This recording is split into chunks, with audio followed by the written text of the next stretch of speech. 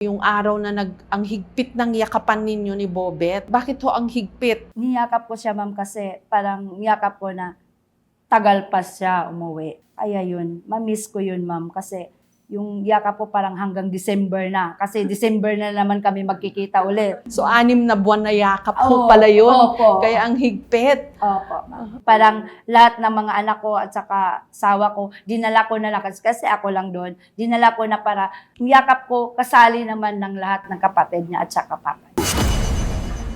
Ma'am, totoo ba na may nag-alok ng 1 million dun sa jersey niya? Opo, ma'am. May nagbinta na talaga. Tapos magsabi sila, bilhin ko yung jersey niya, 1 million. Kaya sinabi ko, ayoko, kahit ilang million pa yan, hindi ko yan ibibigay. Kasi lahat ng mga jersey niya, ma'am, na maging MVP at saka Mythical 5 champion, yung mag-champion, binibigay niya sa akin. Pero yung iba, yan, binibigay niya sa iba.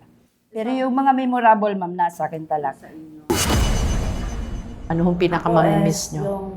Yung mga memories, ma'am, na magkasama kami. Yung maglalaro na parang wala na akong tinig na, shit, bet! Ganon. Pag maglaro kasi si Bobet is isa din yun ako number 1 fans. Sigaw na talaga ako ng sigaw.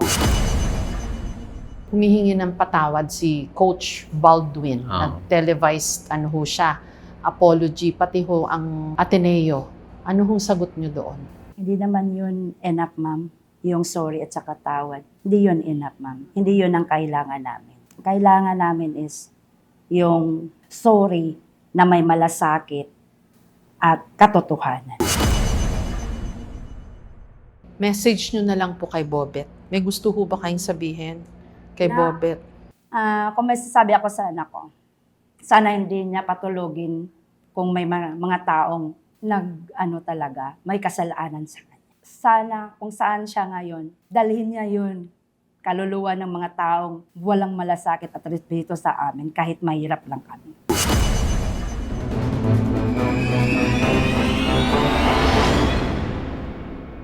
Una po sa lahat, maraming salamat po sa interview na ito at nakikiramay po ako ng taos-puso sa inyo.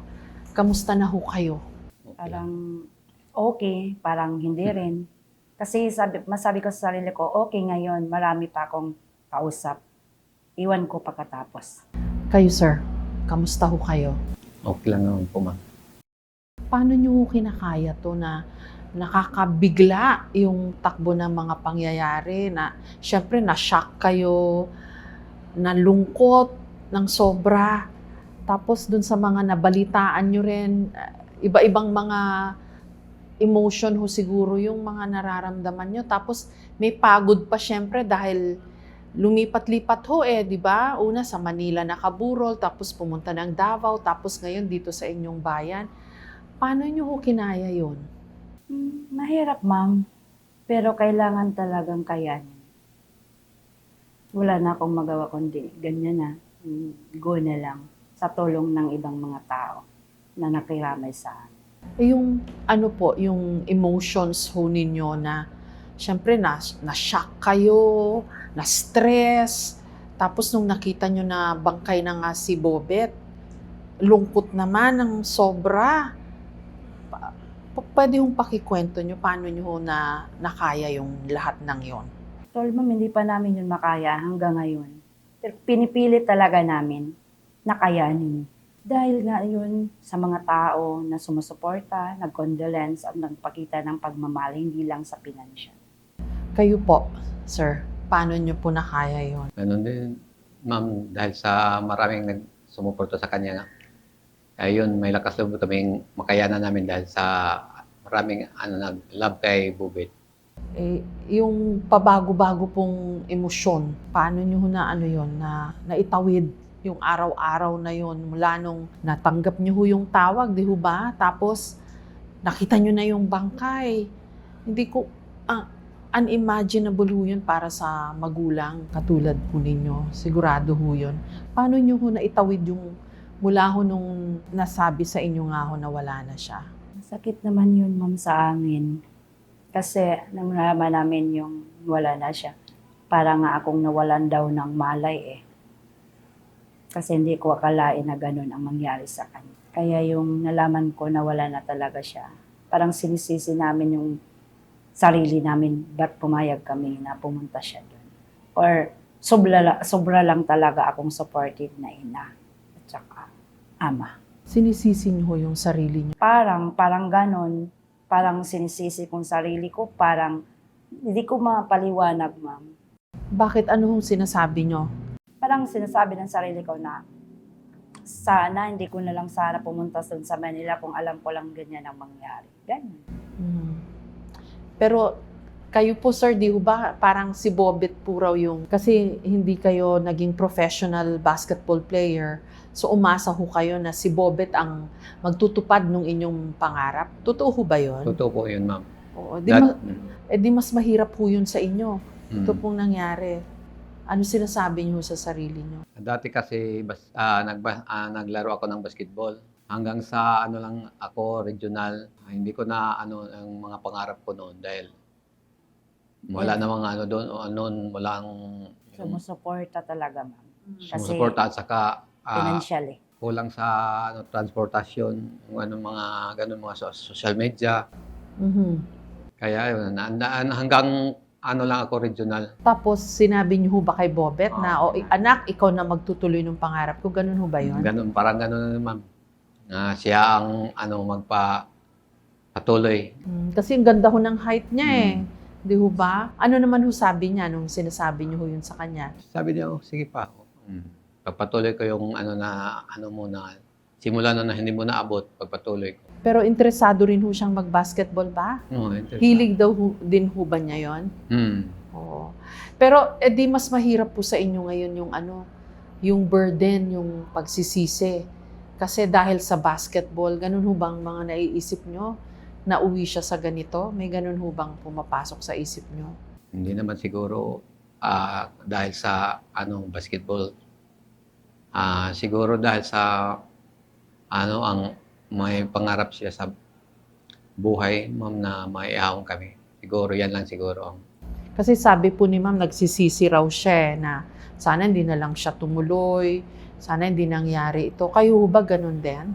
May pangarap kasi si Bobet. Kahit ano siguro ang darating sa kanya, kakayanin niya dahil sa mga pangarap niya. Kwento nyo na lang po ma'am kung pwede yung araw na may send-off kayo kay Bobet. Ang ganda ho kasi nung video ho nun nakita namin yung ang higpit po ng yakapan nyo. Pakikwento nyo nga ho yun. Yung araw na yun, ma'am, is nagsabi siya sa akin, Ma, June 4 na yung flight ko. Binigyan na ako ng ticket. Tapos sabi ko, ganun ba? Ba't ang dali? Sana mga 1 week lang para makasama kita.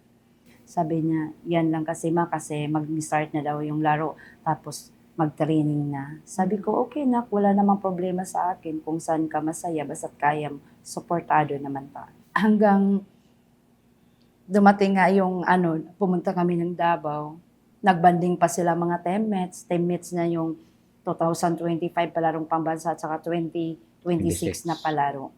Nagbanding sila lahat, doon sila sa Samal, nagligo. Pinapagalitan ko pa nga yun kasi umaga na umuwi umaga na siya hinatid ng teammates na.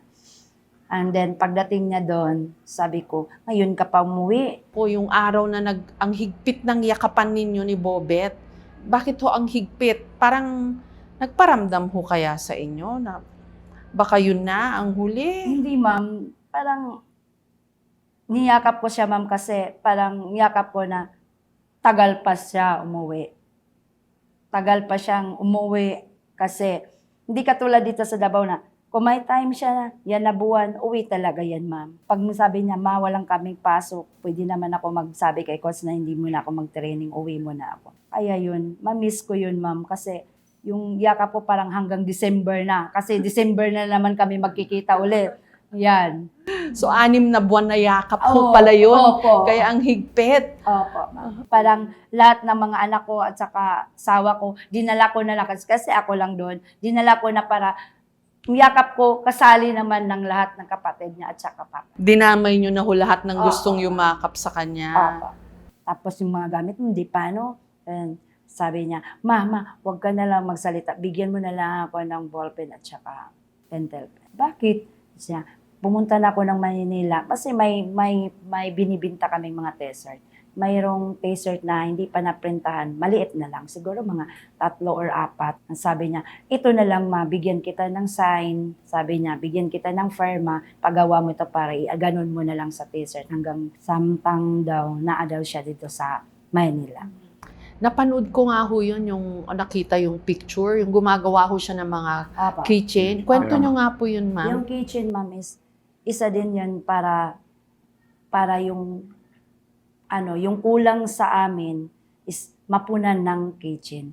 Kasi yung income na namin is kulang talaga sa loob ng bahay. So, kailangan namin gumawa ng another income para mapunan yun. Kaya sabi ko sa kanya na, ganito ka na, mayroon nang nakakilala sa iyo, tapos ano kaya kung yung mga jersey mo, yung picture mo, signingan mo, tapos magawa tayo ng feeds, tapos doon tayo magbibinta. Malay natin, sabi ko sa kanya, para hindi na ako mag-ano ng isda, sabi ko, kasi yung isda is madaling araw ka pa, pumunta sa palengke, makauwi ka, gabi na, tapos yung iba kong mga anak, hindi ko na matutukan talaga. Kaya sabi ko, pag ito mag-click, sabi ko, dito na lang ako, kasi dito lang ako sa bahay, naalagaan ko pang kapatid nyo, and then, pag-income pa din ako. Sabi niya, okay ma, kaya yun, mag-post ako, share niya. Hindi ko kalain na isang araw lang, ngayon namin post, tapos pagka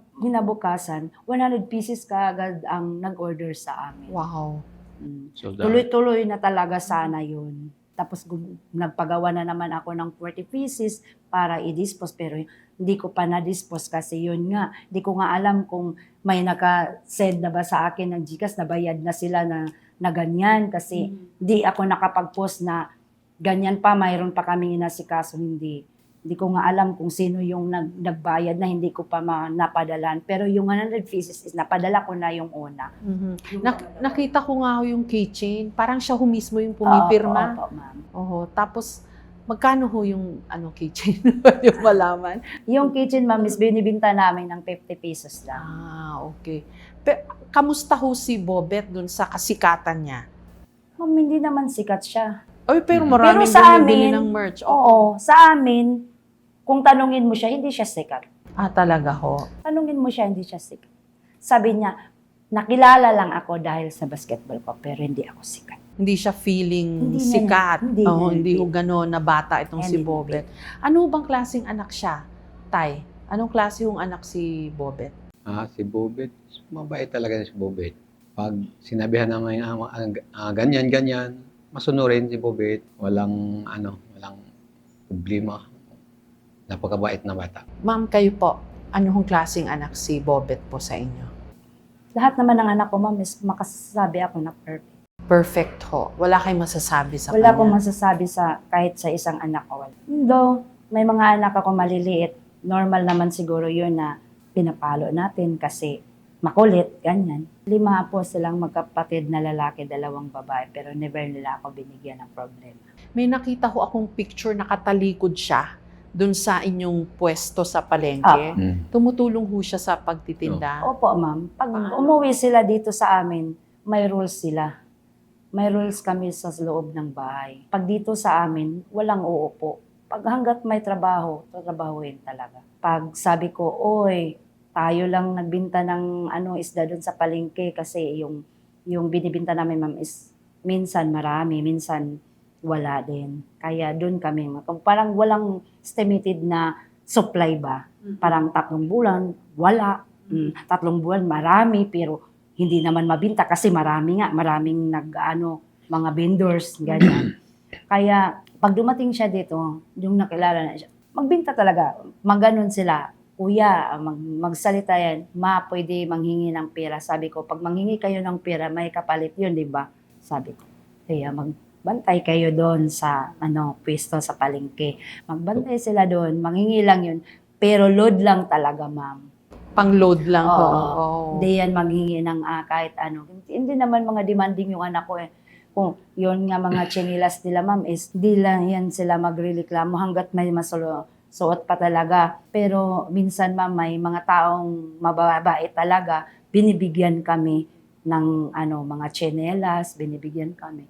Yan, bago pa sila. Yung mga bata ho kasi at some point, nahihiya na eh. Lalo na ho pag mga nagbibinata, nagdadalaga, ayaw na ho magtinda. Si Bobet ho, Hindi. wala siyang, hiya. wala, Walang hiya talaga. Tumutulong yan ma'am. sa amin sa palengke. Tumutulong talaga. Kasi sabi ko, hindi nga nahiya yung yung mamamatayang tao, yung nagnanakaw, hindi nga sila nahiya eh. Kayo pa kaya na marangal. Kaya. Yun ang sinasabi ko pala. kahit po nung sumikat na siya sa Opo, palarong ma'am. pambansa, Opo. nagtitinda, tumutulong pa rin ho siya Opo, magtinda ma'am, ng parang- isda. Parang sinasabi niya, gusto siya magtinda tapos sabihin niya, ma, wag na lang kasi pag doon ako hindi talaga ako makaupo, maraming magpa-picture. Yan lang ang sabihin niya. Gusto niyang tumulong pero sabi niya, magtago na lang daw siya kasi hindi na talaga yung tao. Marami talagang pumunta, magpa-picture, ganyan. So parang mahiya siya, Mm-mm. ganyan. Pero kung sa pagtinda, hindi mahiya. Sabi niyo raw kung pinakamamimiss niyo sa kanya, yung pagtawag niya sa inyo ng pa. Yun Namiss, po ang yan ang tawag niya namiss sa, ko. inyo, sa kanya. Paano niya ho sabihin? Yung tawag siya sa amin, yung pagtawag niyang pa, yan talaga ang namimiss ko sa kanya. Wala nang tatawag sa akin na pa galing kay Bobet. Ano pong pinakamamimiss niyo ho sa kanya? Nasabi na po ni Papa eh. Kayo po, ano hong pinakamamimiss niyo? Yung mga memories, ma'am, na magkasama kami. Yung maglalaro na parang wala na akong tinig na, shit, bet! Ganon. Ano nilalaro ho ninyo? Wala akong nilalaro, ma'am. Pag maglaro kasi si Bobet is, isa din doon ako number 1 fans. Sa basketball. Sigaw na talaga ako ng sigaw, ganyan. Yun ang mamimiss niyo na mapanood siyang mag-basketball hanggang nawawalan po kayo ng boses. Oo. Yes. Oo, kayo palang Tapos- cheerleader ho niya. Opo, tapos yung mga referee na hindi nakita yung mga fouls na ganyan, kami talaga, parents ang mag-aaway ng referee. Ba't ganun? Sana naman patas, ganyan. Inaaway niyo ho yung mga referee. Opo. Lalo na pag maglaro siya na binibigyan siya, tapos kahit na nakita na ng referee, foul naman yun, di ba? Wala talaga. Kami talagang mag-ano. Pero siya, ayaw niya. Sabi niya, parang minsan nga is makulitan siya sa akin kasi parang magsabi siya, tama naman. Parang ganun. Siya ho umaawat sa inyo. So kayo ho naman, tinatalakan niyo yung referee. Ano sinasabi niyo sa referee? Rep, ano mo yan na, baka, akala mo hindi namin niya nakita, ganyan. Nakita namin yan, sana naman patas, ganyan. Ma'am, totoo ba na may nag-alok ng 1 million dun sa jersey niya? Opo, ma'am. Kwento mayroon. niyo nga yun, ma'am. Ma'am, nung may nagbinta na talaga, tapos ngayon na. Tapos magsabi sila, bilhin ko yung jersey niya, 1 million. Kaya sinabi ko, ayoko, kahit ilang million pa yan, hindi ko yan ibibigay. Kasi lahat ng mga jersey niya, ma'am, na maging MVP at saka Mythical 5 champion, yung mag-champion, binibigay niya sa akin. Pero yung iba, yan, binibigay niya sa iba. Pero yung mga memorable, ma'am, nasa akin talaga. Sabi ho nung lolo't lola niya, nung na-interview ho nung team namin last week, yung iba daw ho doon ng mga sinut niya, di pa nilabhan. Daddy ang tawag niya doon kasi, ma'am, yung mother ko, tsaka yung kapatid niya na babae, yun ang husband. Parang okay. tita ko. Okay. And then, siyempre, masabing lolo kasi, apo naman talaga siya, pamangkin ako. Okay. Ganon. Hindi pa raw ho nilalabhan Opo, ma'am. yung jersey niya. Opo, ma'am. So naamoy-amoy niyo ho siguro yun. Siguro, ma'am, may ano pa nga siya doon. Ito, ganito, kalo. Ito, ma'am, sa kanya ba ito? Sa kanya Tapos, ho yun. mayroon pa Bigay siyang ito. dabra. Mayroon pa siyang dabra doon, ma'am, na ganyan pa. Hindi pa nalaban talaga. Tapos may pirma niya. Talaga po. Naku, ingatan niyo ho yun. Opo, ma'am. Ingatan ko po yun. Kaya nga lahat ng mga jersey niya, ma'am, dito ako, doon ako sa bahay. Dinadala ko kasi ayaw ko baka may mga taong magpulo tapos mag-comment doon sa gustong bumali ng 1 million, ganyan. Kaya kahit ako saan ako pumunta, ma'am, dinadala-dala ko yun. Ayaw ko yung maisahan pa ako. Kasi ako hindi ako nangangarap ng 1 million eh. Memorya ng anak ko. Hindi na yun mababalik. Kailan niyo ho nakitaan ng potensyal si Bobet na mag-basketball? Parang 12 yata, ma'am. 12 years. Ano siya doon? Grade Parang grade 6 na. grade 6 nag-umpisa siya maglaro. Kasi matangkad din ho eh. Apo. Kanino ho ba niya nakuha yung height Parang pareho po kayong matangkad, ma'am. Iwan eh. ko saan. Anong Basta- pinakain niyo ho sa kanya? Laot, ma'am. Ano? Laot? Laot. Ano yung laot? Yung, ma'am, yung bigas na giniling na mais. Yung mais. Yun ho Yeah. ang bigas ninyo. Kasi hindi ako makabili ng gatas. Yan, ilawot, tapos lagay doon sa didi, lagyan ng asukar. Yun na, madidi na nila. Akala ko margarine. Laot. Ano pa ho yung mga nakakatuwa na maalala ho tungkol kay Bobet? Ano pa ho yung mga gustong-gusto nyo maalala sa kanya? Pag mapira yun, magsasabi yun sa akin, ma, anong gusto mo? Sabi ko nga, wala, kasi wala naman akong pera. Sabi niya, mayroon sa akin. Saan ka kumuha? Siya, mag-live lang ako, ma, may pera na ako. Magsasabi siya. Kasi pag mag-live siya, mayroon mag-send sa star, mga mag-gika sa kanya. Tapos, sabi niya, magbili tayo. Kung kami lang, magbili siya ng pizza. Anong gusto mong flavor, ma? Ikaw lang din. Pizza po. No, and then, magsabi din yan siya na, ma, magpadala ako doon sa Agusan kasi yung mga kapatid ko. Tapos, kwento nyo nga ho nung napasok siya sa palaro. Tapos, nagdadunk siya. Kasi naglalambitin siya dun sa ring. Tapos, pagkatapos ho nun, dun na ho ba siya naispatan ng Ateneo? Hindi, ma'am. Naglaro pa lang siya dito sa amin, Governor's Cup. Kasi mula Purok, hanggang Barangay, hanggang Municipality, hanggang Governor's Cup. Talagang kasali yun. Bago ho magpalaro yun? Bago Wala palaro pang palaro sa wala pa, okay. Tapos, nung naglaro na siya ng Governor's Cup, All-Star MVP tanan, lahat ang naglaro, North at saka South. Doon sila nag-champion. Sa North yata yun? North sila o South? Yung All-Star MVP po, All-Star game po, ma'am. Siya yung nag-MVP. Oo, mga All-Star. Doon siya na-scout ng Ateneo Ateneo de de Davao. Pero, dati, nag-aral na siya sa AMSAY, ma'am. Na-scout na siya pala ng Ateneo de Davao. Pero, sabi na, saan kaya natin to makikita na bata? Saan kaya natin to saan ang parents nito? Kaya yung nakita nila sa mga FOS, pinuntahan talaga nila dito sa Agusan para mag-start. Kinausap po kayo? Kinausap. Ano sabi ho sa inyo? Sabi niya, ma'am, baka gusto mo dito sa amin ibigay yung anak mo sa Ateneo de Davao. Full scholar po, may dorm, at saka allowance. Sabi ko, hindi muna ako magsalita na ganyan kasi mag-meeting pa kami. Hindi naman kabilang dalawa mag-meeting. May mga kapatid siya, then mga anak ko. Kinukuha ko pa yung respeto nila. Sabi ko, sige lang, baka makapag-desisyon kami na ganyan. Kasi ma'am, marami talagang eskwelahan na gustong pumasa kanya. Parang 30 school. Eh di proud na proud ho kayo Opo, noon. ma'am, proud na proud. Pero hindi namin yan pinapakita sa ibang tao. Kami lang talaga yung Kasi ayaw namin na ganyan kami. Ganyan lang anak mo, ganyan ka na. Ayaw namin yun. Pero ano yung pakiramdam ho nun? Siyempre, para kayo Masaya. para kayo nasa alapaap mo Opo, nun. kasi hindi lahat ng tao is makamit yun, di ba? Lalong-lalo na sa hirap ng buhay namin. Tapos isa kami doon na makapasok. Kaya yun. Sabi ko, doon ka na lang sa Tinibit kasi kasama mo yung kapatid mo. Kasi pag doon ka sa Manila, malalaki nga yung offer, pero yung kapatid mo balik naman dito sa Agusan, di makapag-training. Sabi niya, okay ma, doon na lang ako sa Ateneo, magsama kaming dalawa. Ateneo de Davao. Oo. Kaso naispatan din siya ng Ateneo sa Ateneo Manila. O, paano ho naging desisyon doon? Kasi may, yung nagpaaral sa kanya sa Davao, is sila yung kumausap doon sa Ateneo de Manila. Hanggang sabi ko nga, kayo, kasi mabait naman talaga, parang anak din nila ang turi sa aking anak. Kaya yon sinabi ko, kayo lang, basta masabi ko na, ligtas lang yung anak ko, safety, ganyan. Kasi hindi naman namin niya nakalain na ganun ang mangyari.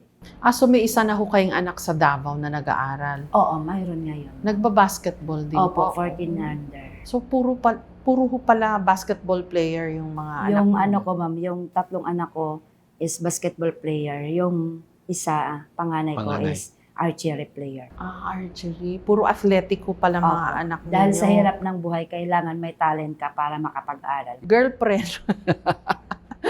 Pwede ba tanungin yon? May girlfriend po ba si Bobet? Dati, ma'am, mayroon. Pero nung umuwi siya dito sa amin, sinabi ko sa kanya, di ba sabi ko mag-basketball at saka aral lang Aral. talaga. Kasi yung mga babae is darating din yun sa talagang pipila yon, sabi ko. Kaya hindi ko na alam, ma'am, na pagdating ng ilang buwan, ilang araw, wala na sila. Tapos sabi na lang ng mga friend niya, wala na daw. Hanggang pumunta sila doon sa Brunei, may nakilala siya na American, si Susien. Doon, sabi nila, hindi pa sila girlfriend noon, nung nagkikilala sila. Siguro, palagi na silang nagtawagan, ganyan, ganyan. Kaya siguro, naging girlfriend na siguro niya or ano-ano. Di ko naman talaga.